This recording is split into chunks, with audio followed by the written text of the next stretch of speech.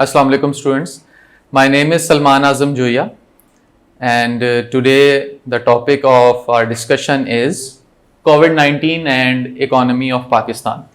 I'll be discussing the introduction, then I will discuss the economic impacts, social impacts and food security impacts of COVID-19 on economy of Pakistan.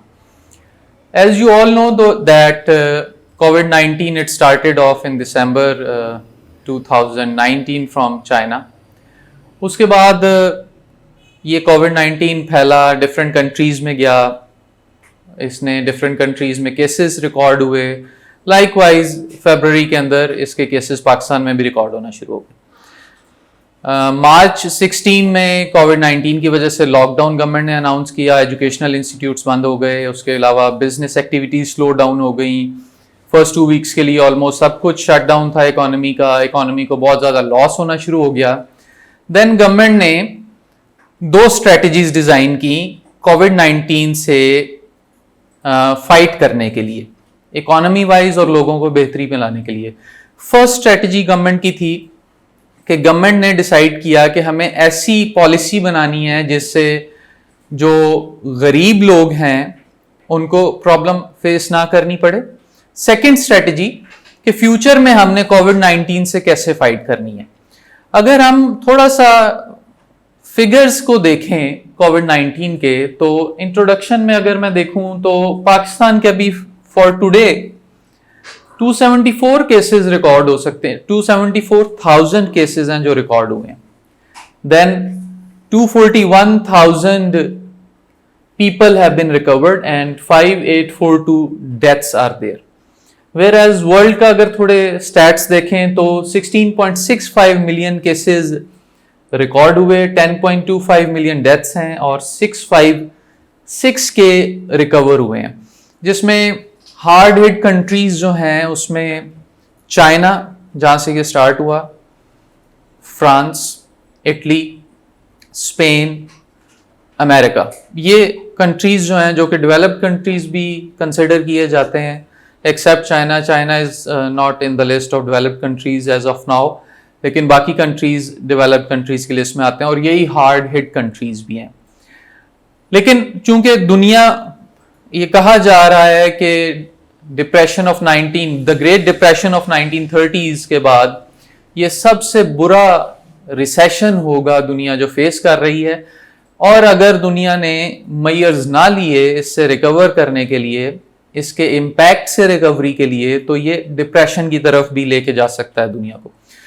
इसी तरह से पाकिस्तान में भी cases record हुए. पाकिस्तान की economy भी badly hurt हुई है, इससे इफेक्ट हुई है, लोग इफेक्ट हुए हैं. पाकिस्तान की थोड़ी से मैं अगर डायनेमिक्स आपको बता दूं तो हमारा GDP growth rate last year तक 3 to 4% तक ग्रो कर रहा था. अभी इस दफा कहा यह जा रहा है कि जीडीपी ग्रोथ रेट -0.4% पे चला जाएगा. That means a negative GDP growth rate because of coronavirus in Pakistan. इसी तरह से जो ट्रेड स्ट्रक्चर है अगर मैं उसकी बात करूं तो 55% of the total exports have been reduced. 35% of total imports have been stopped or reduced. ये ट्रेड स्ट्रक्चर है बिकॉज इंटरनेशनल बॉर्डर्स बंद हो गए, मोबिलिटी लोगों की बंद हो गई, ट्रेवलिंग लोगों की बंद हो गई. और जो लोग, 2 तरह के सेक्टर्स होते हैं employment sectors, one is formal sector, the other is informal sector. ज्यादातर पाकिस्तान में इनफॉर्मल सेक्टर इकोनॉमी है क्योंकि जो रजिस्टर्ड एसएमईज हैं या जो रजिस्टर्ड एंटरप्राइजेज हैं वो बहुत कम है और अनरजिस्टर्ड बहुत ज्यादा बिजनेस कर रही हैं. तो उसमें जो अनरजिस्टर्ड में जितने लोग भी एम्प्लॉयड हैं वो सारे इनफॉर्मल इकोनॉमी का पार्ट बनते हैं, इनफॉर्मल एम्प्लॉयमेंट का पार्ट बनते हैं. Starting off from the economic impacts of COVID-19 on economy of Pakistan, इसमें 4 divisions मैंने create की हैं. First is the labor force division, then enterprises, then the labor migration and the inequalities of the people. अगर हम labor force की बात करें तो पाकिस्तान की total labor force 61.7 million labor force है, जिसमें से 23.8 million people are engaged in the agriculture sector, 37.9 million they are engaged in the non-agriculture sector, जिसमें इंडस्ट्री आ जाता है और सर्विसेज आ जाता है. Whereas अगर हम लेबर फोर्स की परसेंटेजेस की बात करें या लेबर फोर्स जो कि अनएम्प्लॉयड हो जाएगी या हो चुकी है किसी हद तक, तो उसमें अगर स्मार्ट लॉकडाउन जिसकी बात की जा रही है उसको फॉलो करें तो 12.5 this is 12.5 million people minimum unemployed होंगे लेबर फोर्स में से, and up to 19.1 million labour force जो है, अगर कंप्लीट लॉकडाउन की तरफ इकोनॉमी चली जाती है तो 19.1 मिलियन तक जो लोग हैं वो अनएम्प्लॉयड हो जाएंगे. This is the first labour force impact. Then enterprises, 3.25 million small and medium enterprises हैं पाकिस्तान में, जो कि as per the official data, official stats, and most of them, almost 90% of them, they are unregistered. That means informal labor force है. अगर वो unregistered हैं तो बहुत सी SMEs ऐसी हैं जिनमें women workers काम कर रहे हैं, जिनमें children काम कर रहे हैं और जिनमें unregistered labor force काम कर रही है. So enterprises की basis पे भी देखें तो चूंकि most of them are unregistered, तो उस वजह से अनएम्प्लॉयमेंट क्रिएट होगी, slow down of industrial sector आएगा, और अल्टीमेटली इंडस्ट्रियल सेक्टर की बात करूं तो इंडस्ट्रियल सेक्टर का जो ग्रोथ रेट अभी 2019-20 का, दैट इज -2.7%. इंडस्ट्री भी नेगेटिव ग्रोथ रेट के साथ एग्जिस्ट कर रही है इस टाइम पे. Then third is labour migration. Almost 50 to 60,000 workers जिन्होंने रजिस्टर किया अपने आप को, जो who were set to go abroad for some job opportunities, for some employment opportunities, for some business activities, वो कोविड-19 की वजह से नहीं जा सके. 100,000 फॉरेनर्स जो जिन्होंने पाकिस्तान में आना था किसी ना किसी बिजनेस एक्टिविटी के लिए, वो भी इस टाइम पीरियड के अंदर from the lockdown time period till date नहीं आ सके. Last is inequalities. इनइक्वालिटीज में 12 मिलियन होम बेस्ड वर्कर्स हैं, जिसमें से 3 to 4,000 अर्निंग है उन होम बेस्ड वर्कर्स की, जिसमें वेमेन आ जाते हैं most of them. Then social impact. Social impacts में हेल्थ एंड एजुकेशन आ जाता है. हेल्थ में जो टेस्टिंग फैसिलिटी है कोविड-19 की 0.03 to 0.06 पर 1000 पीपल, ये हमारी टेस्टिंग कैपेसिटी है. वेयर एज अगर हम डेवलप्ड वर्ल्ड की देखें, जिसमें स्पेन है, जिसमें अमेरिका है, जिसमें इटली है, 1 to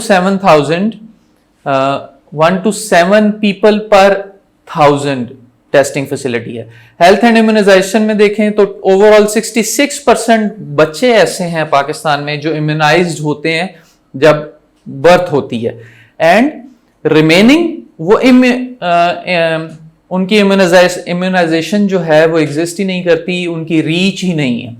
रिप्रोडक्टिव हेल्थ में देखें तो 4.7 मिलियन प्रेग्नेंट वुमेन एग्जिस्ट करती हैं बिकॉज ऑफ कोविड-19. बहुत सारे ऐसे इश्यूज थे जो कि वो हॉस्पिटल तक नहीं पहुंच सकी, बहुत सारे इम्यूनाइजेशन के प्रॉब्लम आए उनको, तो उस वजह से रिप्रोडक्टिव हेल्थ भी डिस्टर्ब हुई. लास्ट एजुकेशन एंड इनइक्वालिटीज के अंदर 42 मिलियन स्टूडेंट्स जो कि स्कूल में एंड अप टिल कॉलेजेस ऐसे स्टूडेंट्स हैं जो ऑनलाइन टीचिंग पे जिनको जाना पड़ा, ऑनलाइन क्लास लेक्चरिंग पे जाना पड़ा, और जो स्टैंडर्ड ऑफ एजुकेशन था वो वर्स नहीं कह सकते, but as compare to the class lecturing जो स्टूडेंट्स कंप्लेन करते रहे, वो इतने स्टूडेंट्स डिस्टर्ब हुए because of online lecturing, because of उनकी प्रॉपर लर्निंग नहीं हो सकी.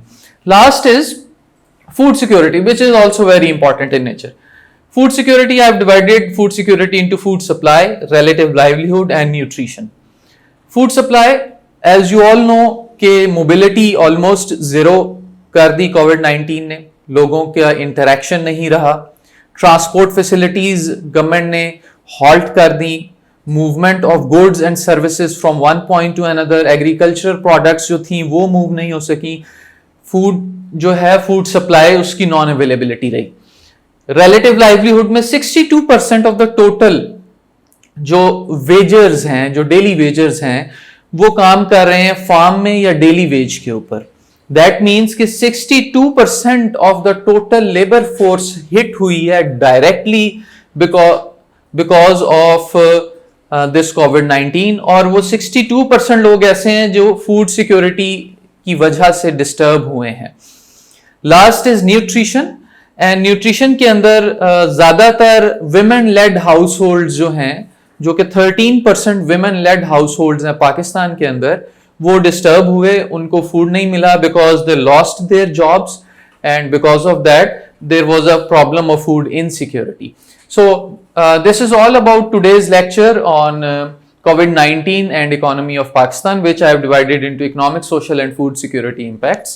I hope it will help you, and it has helped you knowing the better insight of the economy and COVID-19. Thank you.